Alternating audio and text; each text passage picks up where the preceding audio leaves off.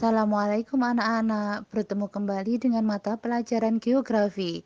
Kali ini kita akan mempelajari materi tentang struktur keruangan serta potensi desa. Tujuan pembelajaran kita kali ini yaitu satu, dapat menuliskan pengertian dan struktur keruangan desa. Yang kedua, menganalisis pola persebaran pemukiman desa di daerah tempat tinggal peserta didik terkait bentang alamnya. Yang ketiga, menganalisis potensi desa daerah sekitar tempat tinggal dengan penuh tanggung jawab, teliti, kreatif, dan komunikatif. Materi pertama kita adalah tentang struktur keruangan desa. Pola tata ruang suatu wilayah akan berbeda dengan pola tata ruang wilayah lainnya. Pola tata ruang suatu wilayah dapat mencerminkan tingkat adaptasi penduduk terhadap kondisi di lingkungannya. Struktur keruangan desa yang pertama yaitu pola memusat. Pola ini terdapat di wilayah pegunungan atau dataran rendah. Pola semacam ini kemungkinan terbentuk karena dihuni secara turun-temurun oleh beberapa generasi. Struktur keruangan desa yang kedua adalah pola mengelilingi fasilitas, umumnya ditemukan di daerah dataran rendah. Struktur keruangan desa yang ketiga adalah pola memanjang mengikuti jalan raya. Yang keempat yaitu pola memanjang mengikuti garis pantai. Nah, materi yang kedua yaitu tentang pola persebaran pemukiman desa terkait bentang alamnya.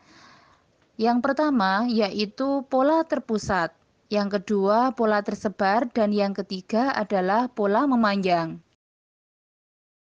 Materi ketiga yaitu tingkat perkembangan desa.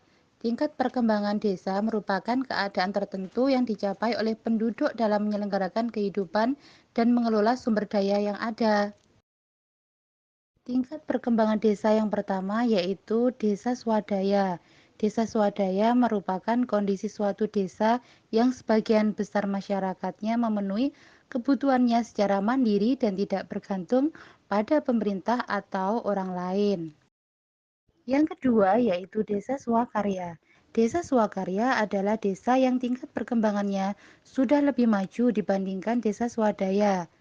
Desa ini adalah desa yang sedang mengalami masa transisi. Yang ketiga yaitu desa swasembada. Desa swasembada adalah desa yang telah maju.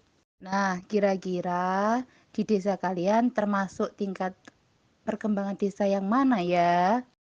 Selanjutnya yaitu potensi desa.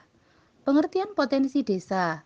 Potensi desa merupakan segala sumber daya alam maupun sumber daya manusia yang terdapat serta tersimpan di desa, di mana semua sumber daya tersebut dapat dimanfaatkan bagi kelangsungan dan perkembangan desa.